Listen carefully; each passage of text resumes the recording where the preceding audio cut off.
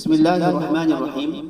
پڑوسیوں کے حقوق چلتے ہیں سب سے پہلے قرآن کریم میں، تو سورہ نمبر 4 سورہ نساء اور آیت نمبر 36 میں اللہ تعالیٰ نے فرمایا ہے سب سے پہلے امر کے ساتھ وَاعْبُدُوا اللَّهَ وَلَا تُشْرِكُوا بِهِ شَيْئًا، اللہ کی عبادت کرو اور اس کے ساتھ کسی کو شریک نہ ٹھہراؤ، یہ اللہ تعالیٰ نے کہا۔ اس کے بعد وَبِالْوَالِدَيْنِ إِحْسَانًا، والدین کے ساتھ حسن سلوک کرو، وَبِذِي الْقُرْبَى، اور جو رشتہ دار ان کے ساتھ حسن سلوک کرو، اسی طریقے سے وَالْيَتَامَى، اور یتیموں کے ساتھ بھی حسن سلوک کرو، اسی طریقے سے وَالْمَسَاكِينَ، اور مسکینوں کے ساتھ بھی ہمیں حسن سلوک یعنی اچھا برتاؤ کرنا چاہیے۔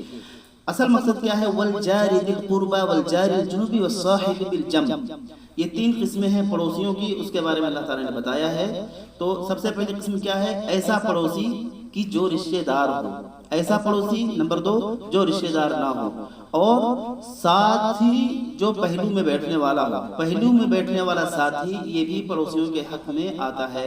تو 3 قسم ہو گئی پڑوسیوں کی۔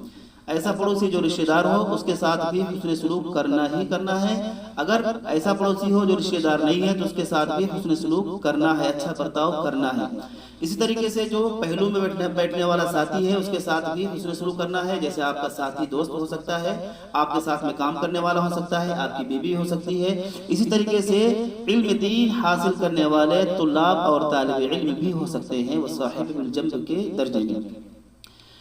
حدیث میں چلتے ہیں تو سب سے پہلے چلتے ہیں بخاری شریف حدیث نمبر 305 میں، حضرت ابو ہریرہ رضی اللہ تعالی عنہ سے روایت ہے، عن ابی ہریرہ رضی اللہ تعالی عنہ ان نبی صلی اللہ علیہ وسلم قال واللہ لا یؤمن، واللہ لا یؤمن، واللہ لا یؤمن، 3 دفعہ آپ نے فرمایا۔ تو کہا گیا قیل من یا رسول اللہ، اللہ کے نبی کون ہے وہ بد نصیب انسان کہ جس کے بارے آپ نے فرمایا 3 دفعہ کی وہ ایمان والا ہو ہی نہیں سکتا؟ تو آپ نے فرمایا قال لا یأمن جارہ بوائقہ، وہ شخص کہ جس کے شر سے اور جس کے فتنے سے اس کا پڑوسی محفوظ نہ ہو تو وہ شخص ایمان والا نہیں ہو سکتا۔ اس میں 3 چیزیں ذکر کرنے والی ہیں۔ نمبر 1، یہاں پر اللہ کے نبی نے قسم کھائی ہے۔ اللہ کے نبی صرف ایسے ہی کہہ دیتے تو وہی کافی تھا، لیکن قسم کھائی تاکید کے لیے۔ اس کے بعد دوسری جو تاکید آئی ہے 3 دفعہ آپ نے فرمایا ہے لا یؤمن احدکم، لا یؤمن احدکم، لا یؤمن احدکم۔ کتنی زیادہ وعید ہے اس شخص کے لیے، کتنا محروم القسمت ہے، کتنا بد نصیب وہ ہے کہ جس کا پڑوسی اس کے شر سے یا اس کے فساد سے فتنے سے محفوظ نہیں ہے۔ تو آج ہی ہم ارادہ کریں، تحیہ کریں کہ آج کے بعد ہم سے انشاءاللہ بسم اللہ ہمارے پڑوسی کو کوئی تکلیف نہیں ہوگی، اور کوشش یہی ہونی چاہیے۔ دوسری حدیث حضرت ابو ہریرہ رضی اللہ تعالی عنہ سے ہی روایت ہے، بخاری شریف حدیث نمبر 2463 میں، ایک آدمی آیا گاؤں سے اور اللہ کے نبی کے دربار میں حاضر ہوا اور کہا اے اللہ کے نبی محمد صلی اللہ علیہ وسلم، ہمارے پڑوس میں ایک عورت ہے جو فرض تو پورا ادا کرتی ہی ہے، یعنی فرض نماز ہے، فرض روزے ہیں، جتنی ہیں سب ادا کرتی ہے، اس کے علاوہ نفل نماز بھی بہت پڑھتی ہے، تہجد بہت پڑھتی ہے، اور صدقہ خیرات بہت کرتی ہے، لیکن اس کی زبان تیز ہے، چرب زبان ہے، اس کی وجہ سے مجھ کو اور دوسرے پڑوسیوں کو تکلیف پہنچتی ہے۔ تو اللہ کے نبی نے فرمایا الا وہی فی النار، کان کھول کر کے سن لو، تحقیقی بات یہ ہے کہ وہ جہنم میں ہی جائے گی، کیونکہ وہ ایذاء مسلم کر رہی ہے۔ ایذاء مسلم حرام ہے، مسلمان کو تکلیف پہنچانا یہ حرام ہے، اور وہ کئی حرام کام کا ارتکاب کر رہی ہے، اس لیے وہ جہنم میں جائے گی۔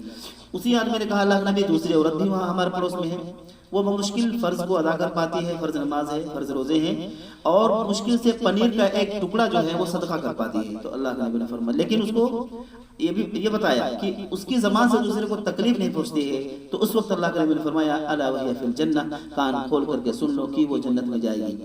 زیادہ نمازیں نہیں، صحیح بات، کوئی بات نہیں، زیادہ صدقہ خیرات نہیں، کوئی بات نہیں، اللہ کی دین ہے، زبان سے کسی کو تکلیف نہیں پہنچ رہی، یہ سب سے بڑی بات ہے، اس لیے وہ جنت کی حقدار ہوگی، جنت میں جائے گی۔